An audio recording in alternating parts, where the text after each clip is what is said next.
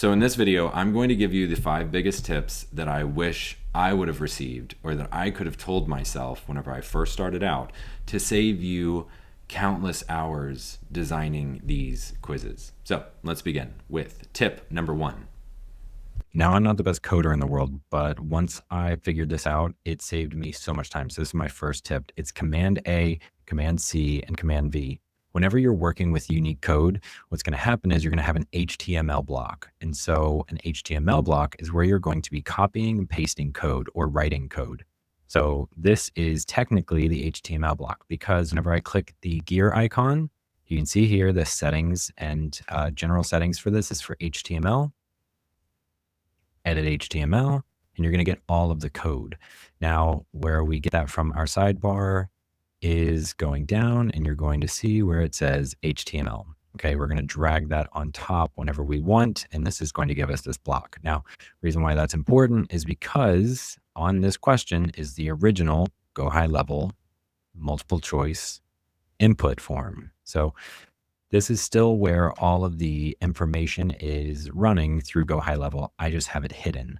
So whenever I go into this HTML and I edit it, what you're going to see is a bunch of code. So whenever you select here and you hit Command A, it's going to select all, which is awesome. Because if you don't do that, which is what I did for so long, is I would grab it and I would just start to scroll, which we don't want to do, right? That's not how we want to do this. So what you can do is you can click Command A, and that's going to select all.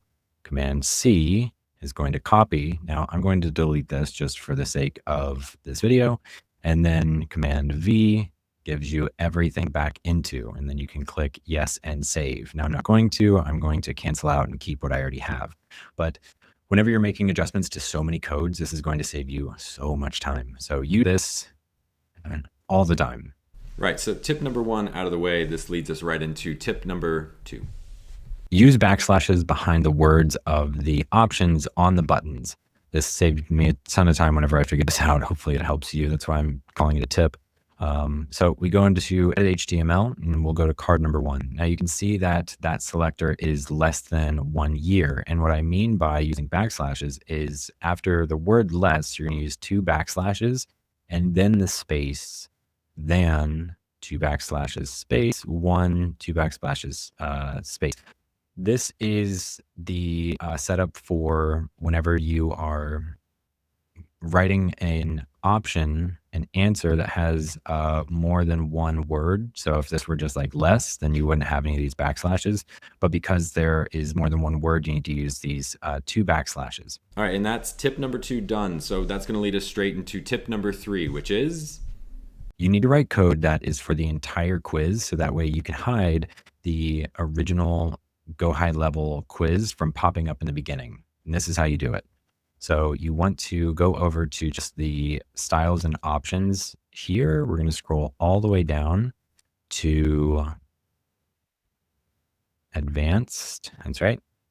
Sorry, my mind escaped me for a second. And then we're going to go to this custom CSS button. And so what you want to do is you want to click on that. And then if you have any code that is hiding the GoHighLevel form, this is where you're going to submit it. I have code in there, so I don't want to go through and fuzz this out.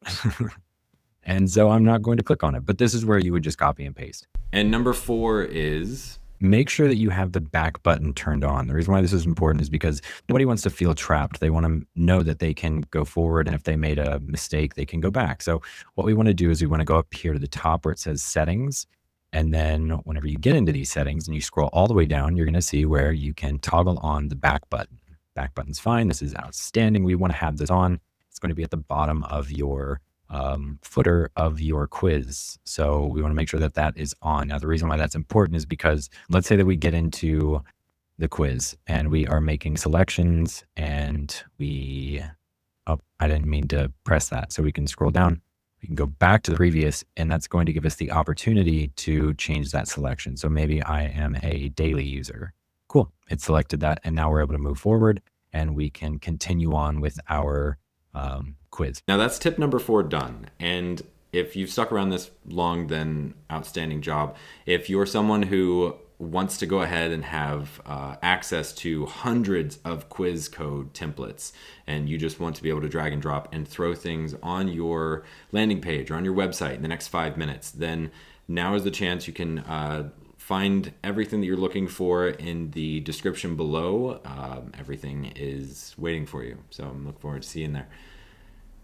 But that leads us to tip number 5. And tip number 5 is how to enable the progress bar in your quiz. Now, it's important that you have this up for so many reasons, but I'm just showing you how to enable it.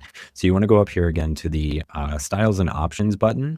You just want to click that, run over to Styles, and then scroll down to where it says Footer. Okay, so we click Footer, and then we need to enable the footer. And then from here, you're going to be shown a bunch of options where you can change colors and other things for that quiz itself in regards to the button text and other things. Now, it's saying that we can't enable the progress bar, but that's because we are working on the mobile version of this quiz. The reason why we know that is because if you look up here, mobile mode is toggled on. So whenever we scroll up, we flip this over to mobile mode, and now we're working at the same level, and we can enable the progress bar. So you can enable the progress bar here, and then we can change the colors. We can make it unique to our quiz and our code, and we can have that running throughout the entire quiz. So what you want to do is you want to preview to see if it's working. And this is a little pro tip that anytime that you hit preview on your quiz, it is going to save the quiz inherently. But if you don't back out of the quiz, then you can just press the back button and it will undo any changes you've made. So you don't have to worry about doing something wrong and then previewing and it saving and you can't change anything. However, if you close the window for that quiz and you've made a change, it's going to save that final save, and then you won't be able to undo the changes you've made. Hope that was helpful. Now, for a final tip, you can see here that I have code hiding the entire GoHighLevel form, which is the original form of the GoHighLevel quiz. Because of that, you can't see the progress bar that we just enabled. So I would need to go into my custom code and I would need to write new code for the progress bar to show on the custom code that you're seeing here for the quiz.